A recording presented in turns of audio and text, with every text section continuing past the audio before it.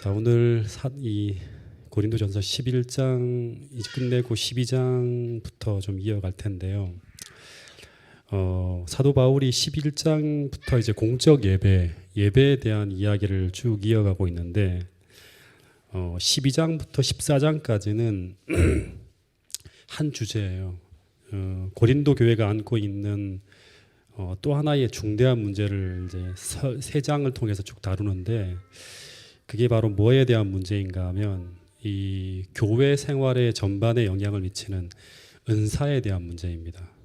12장은 은사에 대해서 쭉 얘기하고 13장은 우리가 잘 아는 사랑장이죠, 그죠? 최고의 은사인.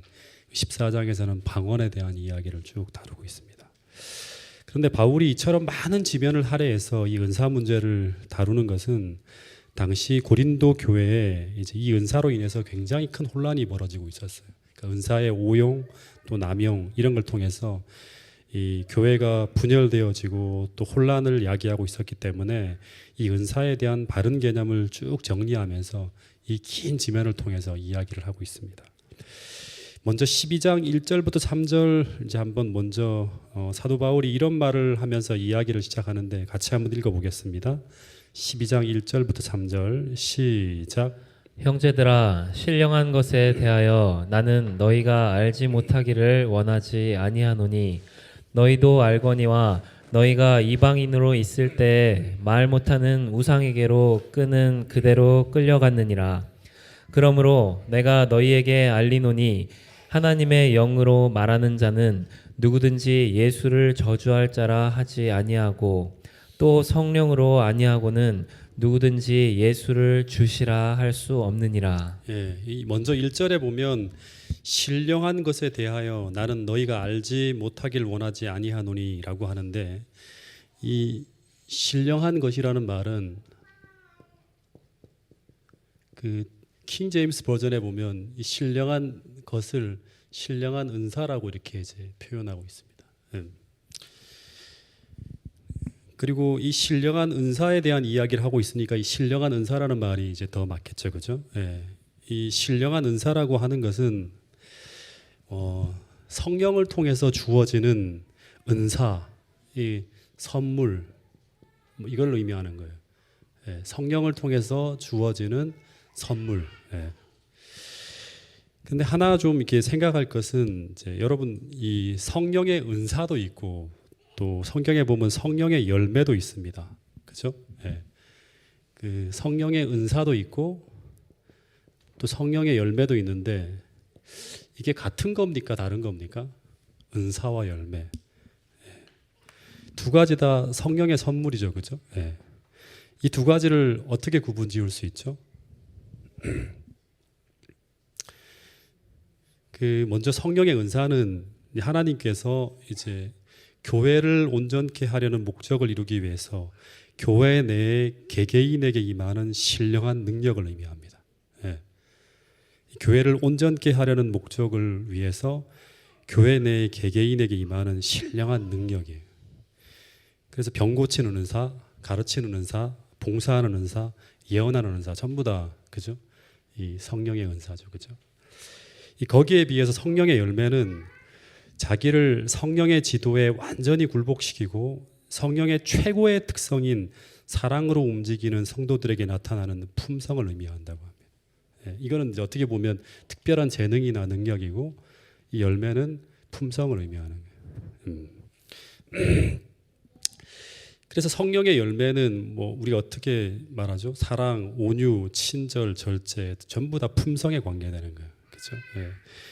그런데 성령의 은사가 온전하여지고 더 강력하게 나타나려면 이 성령의 열매가 그 생에 풍성하게 나타나야지만 이것이 제대로 발휘되어지고 더 온전하게 또 역사할 수 있게 되겠죠, 그렇죠?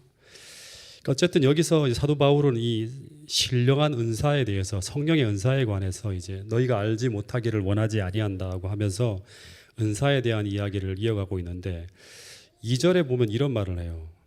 너희도 알거니와 너희가 이방인으로 있을 때 말 못하는 우상이 이끄는 대로 끌려다니며 이제 우상에 매여 살았다고 하는 거예요. 그런데 3절에 이들이 어떻게 변했는가 하면 그런 사람들이 우상에 끄는 대로 살아가던 사람들이 예수를 저주할 자라고 하지 아니하고 주라고 시인하는 기적 같은 일이 벌어집니다. 그런데 바울은 이것이 하나님의 성령께서 그 사람 속에 역사하고 있는 증거라고 하고 있는 거예요. 여러분 당시에 십자가에 달려 죽은 사람은 외견상 어떤 사람이죠? 저주받은 자예요. 그래서 예수를 보통 사람들 어떻게 하는가 하면 저주할 자라고 보통 불러야 돼요. 절대 세상 사람들의 눈을 통해서는 이 예수란 사람은 우리의 구주가 될 수 없는 사람이에요. 보편적인 견해로 본다 그러면. 근데 그들은 이 예수를 뭐라고 부른다? 저주할 자가 아니라 주라고, 자기네 구세주라고 부르고 있다고 하는 거예요. 근데 동일하게 십자가에 못 박혀 돌아가신 이 예수를 오늘 우리가 당시 사람들처럼 저주할 자라 하지 아니하고 오늘 우리의 구세주라고 진심으로 부를 수 있는 것은 무엇을 통해서다? 성령을 통해서. 성령을 통해서 어떤 일이 벌어지는 거예요? 무엇인가 남들이 보지 못하는 것, 남들이 알지 못하는 것을 보고 있는 사람이 아니고는 절대 예수를 나의 구주다, 구세주라고 말할 수 없다고 하는 거예요. 근데 이제는 뿐만 아니라 오늘 우리가 어떻게 본다 그러면 이 초라하고 작은 건물에서 정말 소수의 사람들이 모여 있지만 오늘 우리가 이 날이 무슨 날이다? 안식일이라는 걸 믿고 있어요. 그리고 하나님이 이 안식일에 우리가 예배하는 이곳에 임재해 계심을 진심으로 믿고 우리가 예배를 드리고 있다면 그것은 나의 지성이나 나의 분별력이 아닌 오늘 여러분 안에 똑같이 내주하고 계신 성령의 역사라는 거예요. 여러분 이 사실을 믿게 되기를 간절히 바랍니다. 그런데 이 성령께서 오늘 우리에게 단순히 이 구원의 믿음만이 아니라 모든 회심한 그리스도인에게 교회를 온전케 세우기 위해서 무엇을 주느냐 그러면 은사를 주셨다고 하는 거예요. 그래서 오늘부터 이제 이 저녁 집회 공부할 때마다 내가 하나님으로부터 받은 은사가 무엇인지를 좀 생각해 봐야 돼요. 그리고 이 은사를 어떻게 활용해야 될지를 좀 고민해 봐야 돼요. 그 은사를 활용함을 통해서 교회가 온전하게 더 건강하게 세워진다고 하는 거예요. 자, 그 이야기를 4절부터 7절까지 쭉 이어지는데 한번 읽어보겠습니다. 4절부터 7절까지 시작. 은사는 여러 가지나 성령은 같고 직분은 여러 가지나 주는 같으며 또 사역은 여러 가지나 모든 것을 모든 사람 가운데서 이루시는 하나님은 같으니 각 사람에게 성령을 나타내심은 유익하게 하려 하심이라. 이 먼저 은사라는 말이 헬라어로 뭐라고 하는가 하면 우리가 잘 아는 이 카리스마라 그럽니다. 은사라는 단어가 헬라어로 이렇게 씁니다. 그러니까 이 카리스마라는 단어가 오늘 이제 보통 오늘날 사람들에게는 뭐라고 인식이 되어지냐 그러면 사람을 강하게 이끄는 리더십이라는 의미로 사용되어지는 거예요. 근데 이 성령의 은사 가운데는 이 리더십이 있죠. 그렇죠? 이것도 성령의 은사 가운데 포함되어 있는 거예요. 근데 이 카리스마라는 단어는 이제 문자적으로 직역하면 이 카리스라는 단어를 혹시 들어보셨어요? 카리스. 이것도 유명한 단어인데 이게 이제 무슨 의미인가 하면 은혜라는 단어예요. 은혜. 그래서 정확하게 말하면 은사라는 말은 은혜의 선물이라는 뜻이에요. 성령을 통해서 우리에게 주시는 은혜의 선물이라는 말이에요. 조금 더 쉽게 풀면 공로 없이, 은혜란 말은 공로 없이, 그렇죠? 값 없이, 어떤 대가 없이, 나의 어떠함에 상관없이 성령의 선물로서 부여되어진 능력이 바로 뭔가 하면 이 은사예요. 성령의 은사예요. 주석을 보니까 이 단어를 이제 어떻게 풀었는가 하면 특별한 방법으로 개인 속에 거하며 역사하시는 성령의 비범한 은사를 가리킨다라고 이렇게 얘기하고 있습니다. 근데 이 은사가 하나만이 아니라 여러 가지로 나타나요. 그렇죠? 그러니까 이제 본문을 보면 이 사람에게는 이런 은사, 저런 사람에게 저런 은사, 그 사람에게 맞추어서 성령께서 성령의 지혜로 그 사람을 보면서 최적의 은사를 막 부여하는 거예요. 근데 이 모든 은사가 다 무엇을 통해 주어진다? 누구를 통해서? 성령을 통해서 주어지는 것이고, 그리고 이 성령의 은사를 통해서 이제 무엇이 이제 부여되는가 하면 교회에 이 직분이 부여되어집니다. 예, 직임. 그러니까 이 사람이 어떤 은사를 가지고 있는가가 확인되어지면 그 사람에게 맞는 직분, 직임이 부여되는 거죠. 뭐 사도라는 직분, 교사라는 직분, 선지자로서 뭐 여러 가지 어떤 그런 직분들이 부여되는 거예요. 근데 이 직분도 여러 가지 직임이 있을 수 있으나 그러나 본문을 보면 주는 같다고 하는 거예요. 그러니까 한 주 안에서 직임이 다 부여되어지는 거라고 하는 거예요. 그래서 모든 은사와 그 은사를 통해 주어지는 모든 직임이 한 성령과 한 주님으로부터 받는 거룩한 직임이라고 하는 거예요. 이 교회에서 모든 사역하는 사람들, 봉사하는 모든 사람들이 다 성령의 은사를 통해서 그 주님을 통해서 직분이 부여되어지는 거룩한 것이라고 이제 사도 바울은 이야기하고 있는 거예요. 그래서 목사나 장로나 뭐 선교회장이나 안교장이나 제무나 수석 집사나 또는 무슨 어린이 부장이나 모든 직임이 열등하고 더 낫고 하는 것이 아니라 다 같은 한 성령과 한 주님으로부터 부여되어지는 거룩한 은사와 거룩한 직임이라고 하는 거예요. 그래서 그것을 통해서 다 주님의 몸된 교회가 어떻게 된다? 조화롭게 연합되어질 때 건강한 교회로 계속 온전한 교회로 계속 나가게 된다고 하는 거예요. 그래서 이 말을 통해서 사도 바울이 강조하는 요지는 뭔가 하면 어떤 은사도 멸시하여서는 안 되고 그리고 어떤 특정한 은사를 통해서 특정한 직무를 받았다고 해서 다른 사람보다 그 사람이 더 우월한 것처럼 여겨서는 안 된다고 하는 거예요. 교회가 망하게 되고 갈등하게 되고 분열되어지는 모든 원인은 다 여기서부터 오는 거예요.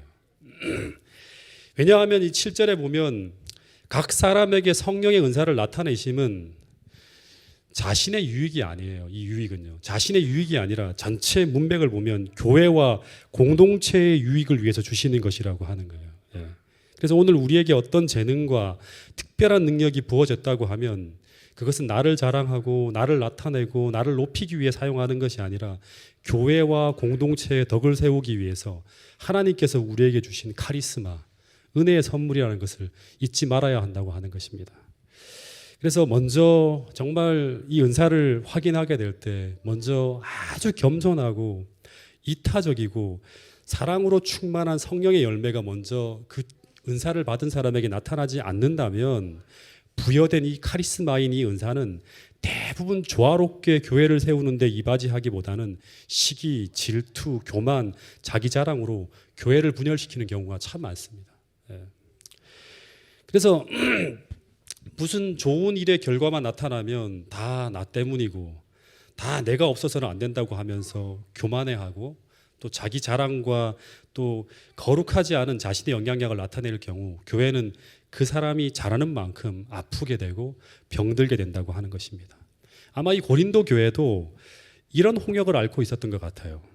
그래서 첫 번째, 모든 은사는 하늘에서 값없이 주는 선물이고 그리고 이 은사가 주어진 목적은 교회의 유익을 위해서라는 사실을 잊지 않고 겸손히 나의 은사와 재능을 어떻게 공동체의 유익을 위해서 조화롭게 사용할 수 있는지를 기도하며 행해야 한다는 사실이 오늘 이 본문을 통해서 우리에게 주시는 아주 중요한 교훈이라고 하는 사실입니다. 그러면 이제 조금 더 이제 깊이 들어가서 이렇게 각 사람에게 주어지는 이 은사가 어떤 것이 있는지 한번 좀 찾아보겠습니다. 이 9절부터 11절 8절부터 11절까지죠. 이 은사가 9가지가 쭉 소개되고 있는데 한번 먼저 읽어보겠습니다. 8절부터 11절 시작. 어떤 사람에게는 성령으로 말미암아 지혜의 말씀을, 어떤 사람에게는 같은 성령을 따라 지식의 말씀을, 다른 사람에게는 같은 성령으로 믿음을, 어떤 사람에게는 한 성령으로 병 고치는 은사를, 어떤 사람에게는 능력 행함을, 어떤 사람에게는 예언함을, 어떤 사람에게는 영들 분별함을, 다른 사람에게는 각종 방언 말함을, 어떤 사람에게는 방언들 통역함을 주시나니 이 모든 일은 같은 한 성령이 행하사 그의 뜻대로 각 사람에게 나누어 주시는 것이니라. 예, 오늘 아마 여기까지도 다 하지 못할지 모르겠습니다. 그 8절에 보면 이제 첫 번째 성령을 통해서 주어지는 은사가 이 지혜의 말씀이라는 말이 나옵니다. 어떤 사람에게는 이 지혜의 말씀을 주셨다고 합니다. 은사로. 그 다시 말하면 이 지혜를 말하는 은사예요. 지혜의 말씀이라는 말. 지혜를 말하는 은사. 이 은사를 가진 사람은 어떤 사람일까요? 지혜로울 뿐 아니라 자기 지혜를 다른 사람에게 설명할 수 있는, 말하는 은사니까 말할 수 있는 은사예요. 이 은사를 받은 사람은 이제 주로 이 교회 지도자나 또는 이제 뭐 교회의 설교자, 교사 이런 역할을 맡을 가능성이 많죠. 예. 이 지혜의 말씀을 말하는 사람. 그리고 또 이제 이 지혜와 다른 지식의 말씀을 전하는 사람이 있어요. 예. 이 지식의 말씀을 전하는 사람이라고 이제 하는데 이 지식이라는 말은 지식이란 이제 복음과 관련해 본다 그러면 어떤 이제 신령한 진리를 빠르게 이해하고 그리고 그것을 다른 사람에게 제시하기 위해서 질서정연하게 조직적으로 나누어 줄 수 있는 능력을 가지고 있는 사람이라고 주석이 이제 쭉 풀어주고 있어요. 그래서 어떻게 본다 그러면 누구나 다 그 진리를 이해하고 또 깨닫고 전해야 하지만 하나님은 특별히 어떤 사람에게는 이 성경의 지혜와 지식을 더 잘 분별하고 더 잘 이해할 수 있는 능력을 은사로 주셔서 그 사람을 통해서 성경의 지식과 지혜를 이 영감을 통해서 잘 전달하기도 한다고 하는 거예요. 예. 그래서 이걸 부여받은 사람들이 있어요. 예. 이 교회에도 있고 또 제가 만나는 여러 목사님들을 통해 봐도 진짜 아주 이 탁월하게 이렇게 하시는 분들이 계세요. 근데 분명히 은사를 받은 거죠. 어쨌든 이 본문을 보면 이 지혜와 지식을 구분지었는데 굳이 구분하자면 이 지혜는 지도자로서의 지도력, 어떻게 보면 지혜죠. 지혜로운 판단, 뭐 이런 것들을 할 수 있는 이 지도력과 관련되는 부분이라 그러면 이 지식은 성경을 가르치고 설교하며 복음을 전파하는 데 관계되는 은사라고 보면 됩니다. 그러니까 교사, 설교자, 뭐 이런 사람들이 이제 다 이 지식의 말씀을 말하는 사람들이라 할 수 있죠. 근데 저는 이 두 가지 다 복음을 전하는 것 그리고 성경을 가르치고 설교하는 데 관계된 은사라고 생각합니다. 그래서 지금 이런 은사를 받은 사람들이 동작중앙교회에서도 설교하고 성경을 가르치는 교사로 활동하고 있다고 볼 수 있죠. 그렇죠? 그 세 번째 은사로 이제 소개되어지고 있는 게 뭐냐 그러면 이제 어떤 사람에게는 또 뭘 주셨다? 예, 믿음을 은사로 주셨다고 해요. 믿음. 예. 이 믿음은 모든 그리스도인들이 갖고 있는 것 아닙니까? 모든 그리스도인들이 갖고 있는 거죠. 그렇죠? 근데 여기서 말하는 믿음은 모든 그리스도인들에게 있는 보편적인 믿음이 아니라 이 믿음은 은사로서의 믿음이에요. 예. 어떻게 본다 그러면 큰 능력과 큰 역사를 일으키는 믿음. 그 믿음이 이제 특별한 사람들에게 이제 부여되는 거예요. 그래서 특별한 경우 하나님께서 특정한 사람에게 하나님을 위해서 큰 일을 이룰 수 있도록 특별한 믿음을 은사를 통해 부여하시는 거예요. 그 믿음을 이 사람이 갖고 있다고 하는 거예요. 그래서 이 믿음을 굳이 이제 성경을 통해 본다 그러면 고린도전서 13장 2절에 보면 내가 뭐 천사의 말을 하고 그다음에 뭐 방언을 하고 또 산을 옮길 만한 믿음이라는 이런 은사를 가지고 있다 할지라도 사랑이 없으면 하잖아요. 그렇죠? 그 산을 옮길 만한 믿음이라고 표현되어지는 이제 그런 게 바로 은사로서 부여되어지는 믿음이죠. 예. 그래서 교회에 이런 믿음을 가진 사람들이 있다면 어려운 난제를 돌파하며 교회를 역동적이게 만들어 줄 수 있어요. 홍해 가운데 교회가 직면했을 때 또는 요단강을 건너야 될 때 여리고성을 무너뜨려야 될 때 큰 믿음으로 전진하며 교회를 독려하는 분, 이런 분이 바로 이제 믿음의 은사를 가지고 있는 사람이에요. 할 수 있습니다. 그래서 막 이런 분이 우리 교회에 있지 않나요? 이런 믿음의 은사를 가지고 있는 사람. 조금 이제 합리적이기보다는 언제나 믿음을 통해서 이 어떤 그런 상황을 분석하고 볼 수 있는 사람이에요. 이런 사람들이 몇 사람 있어요. 그래서 그런 사람들을 제가 보고 있습니다. 아마 교회가 어떤 일을 한번 크게 나갈 때 아마 그런 사람들이 교회에서 막 믿음을 분기하면서 우리를 일으켜주지 않을까 그런 생각도 하게 됩니다. 다 필요한 거예요. 그렇죠? 이게 전부 다. 그리고 또 다음에는 병 고치는 은사와 능력 행하는 은사가 나오는데 이 은사들은 사도행전에서 여러 가지 특별한 이야기로 소개되어지고 있는 은사들이죠. 근데 병자의 치유를 위해서 우리 모두가 기도하며 구하고 있지 않습니까? 그죠? 지금도 우리가 구하고 있죠. 그죠? 그리고 그 기도의 응답을 통해서 그 사람이 낫기도 하죠. 이 교회에서도 여러 케이스들이 우리에게 있어요. 그죠? 그러면 우리도 병 고치는 은사가 있는 건 아닙니까? 네? 네? 그러나 여기서 말하는 이 병 고치는 은사는 그런 일반적인 경우와 구별되어지는 특별한 은사로서 주어지는 것이에요. 예. 다시 말해서 이 은사를 가진 사람은 하나님의 지시를 통해서 하나님이 고치라고 지시하던 자들만 고쳤다는 것이 재림교회 성경 주석에 나오는 이야기입니다.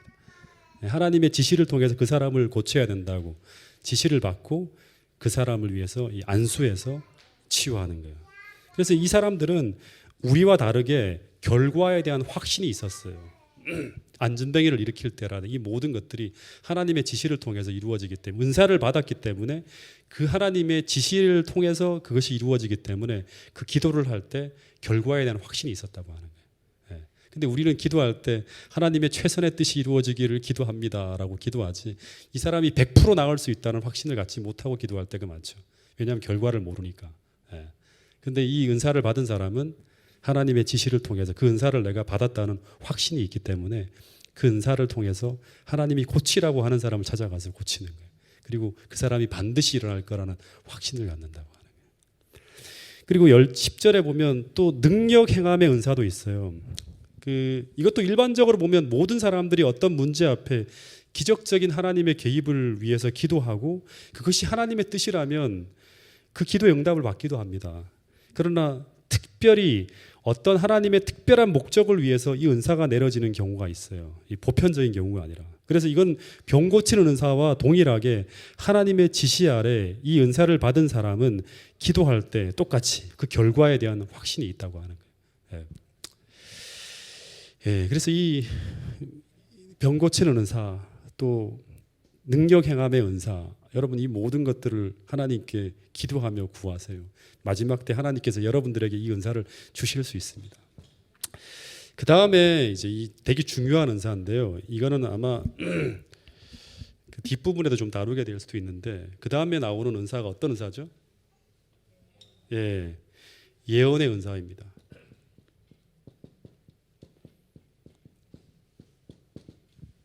자, 잘 들으세요. 이 부분은. 이 예언의 은사는 어떤 은사예요? 이 예언의 은사는 미래의 사건을 예언하거나 미래의 사건만을 예언하는 게 아니에요. 현세를 위한 하나님의 뜻을 선포하는 거예요. 그래서 하나님을 대신해서 예언하고 선포하는 그런 은사예요. 이 은사를 받은 사람을 우리는 뭐라고 합니까? 이 예언의 은사를 받은 사람을 우리는 뭐라고 하죠? 자신 있게 말씀하세요. 이 예언의 은사를 받은 사람을 우리는 뭐라 그러죠? 선지자라고 하죠. 그래서 신약 시대에 선지자가 끊어진 것이 아니라 교회에 계속 이 선지자가 존재할 것이라는 것을 이 고린도전서 12장의 이야기를 통해서 우리는 사람들에게 이야기하는 거예요. 근데 이 예언은 이제 하나님이 사람과 교통하려고 택하신 수단이고 그리고 모든 성경은요. 이 예언의 은사를 받은 사람, 선지자를 통해서 기록되어졌어요.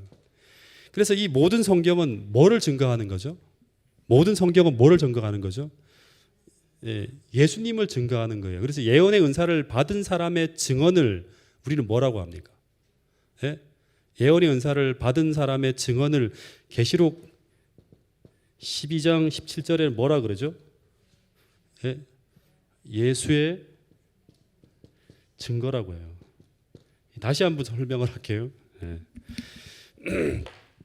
성경은 이 예언의 은사를 받은 선지자를 통해서 기록되어진 거예요. 그죠?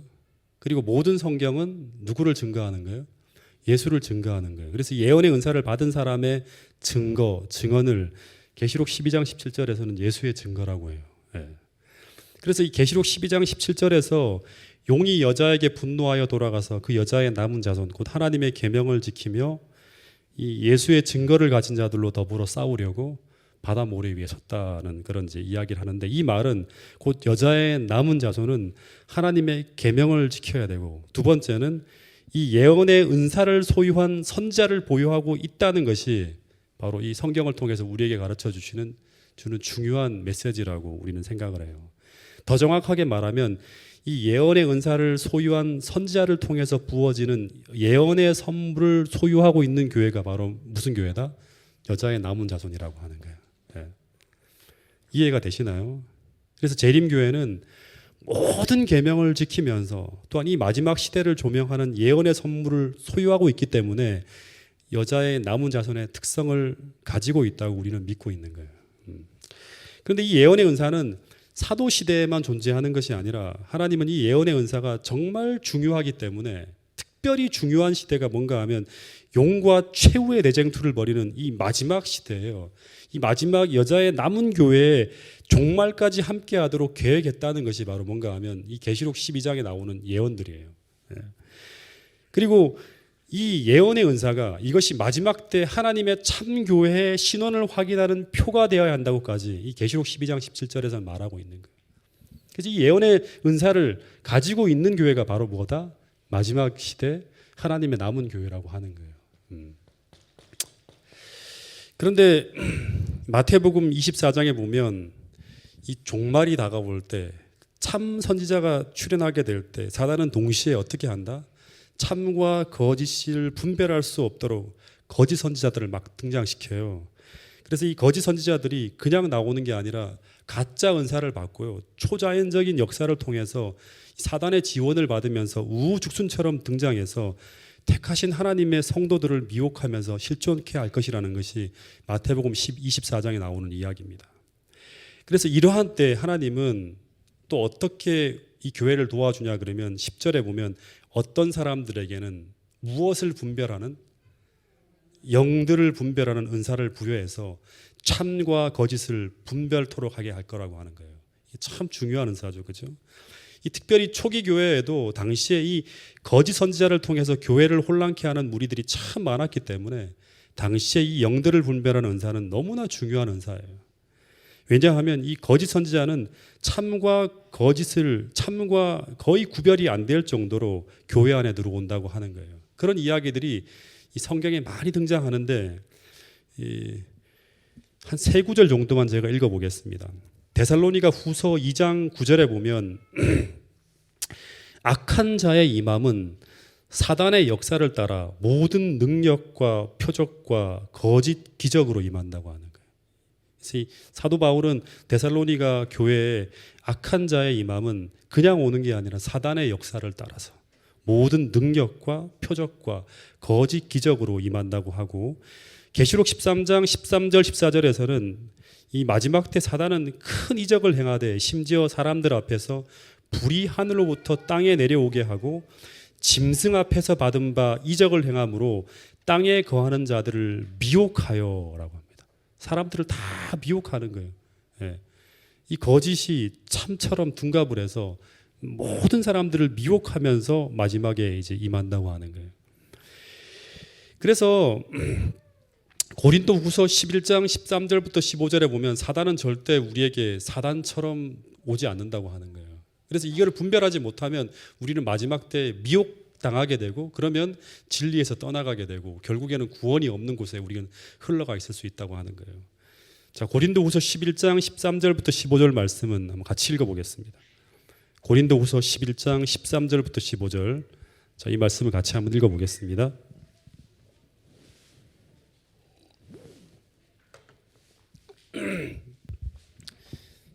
시작. 그런 사람들은 거짓 사도요 속이는 일꾼이니 자기를 그리스도의 사도로 가장하는 자들이니라.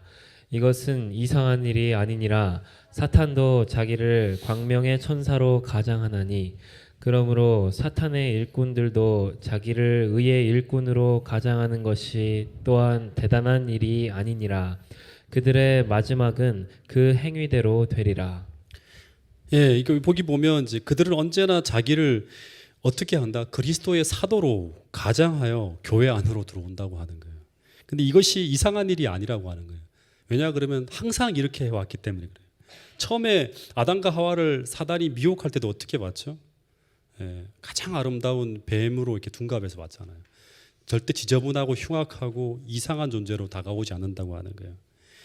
그래서 종말을 살아가는 우리들에게 이 교회를 지키고 복음을 전파하고 또 이 복음을 수호하고 그리고 더 온전하게 주의 오심의 길을 걸어가기 위해서 우리 주님께서 이 마지막 때 이 교회에게 주시겠다고 한 이 은사들이 어떻게 보면 절실히 요구되어지는 시대가 어떻게 보면 이 마지막 시대예요. 그죠? 그래서 이 은사를 우리가 성령을 통해 받지 못하면 어떻게 보면 교회는 선악을 분별하지 못해요. 그러니까 완전히 혼돈스럽게 이제 교회가 흘러갈 수 있어요. 그리고 거짓 복음이 진짜 복음인지 우리가 구별하지 못하고 그것을 하나님이 주신 말씀인 것처럼 듣고서 쭉 그렇게 살아갈 수도 있어요. 그래서 마지막 때 이 용의 분노를 통해 역사하는 이 모든 미혹과 공격에 우리가 무너지지 않기 위해서는 우리 모두가 내게 주신 성령의 은사가 무엇인지를 분별하고 그것을 더욱더 개발하기 위해서 기도하고 성령의 큰 역사를 사모하는 그런 사람들이 바로 이 마지막 시대를 준비하고 살아가는 이 여자의 남은 자손이라고 하는 거예요. 그래서 우리는 지금 투쟁하면서 가고 있거든요. 용은 지금도 이 교회가 어떻게 보면 병들게 하기 위해서 하나님이 주시지 않는 어떤 그런 다른 것을 통해서 우리를 공격하고 있는지 몰라요. 그래서 계속 분별하고 경계하면서 그리고 각자의 직임을 받은 그 직임대로 우리가 성실하게 겸손하게 전체 모든 은사가 조화롭게 교회를 건강하게 이루기 위해서 계속 기도하면서 하나님과 협력할 수 있는 그런 사람들이 이 마지막 시대를 준비하며 살아가는 동작중앙교회 모든 성도들이 될 수 있기를 간절히 바라겠습니다. 그리고 이 방언을 말하는 은사와 방언을 통역하는 은사가 나오는데 이 부분은 제가 다음에 우리 또 공부하도록 하겠습니다.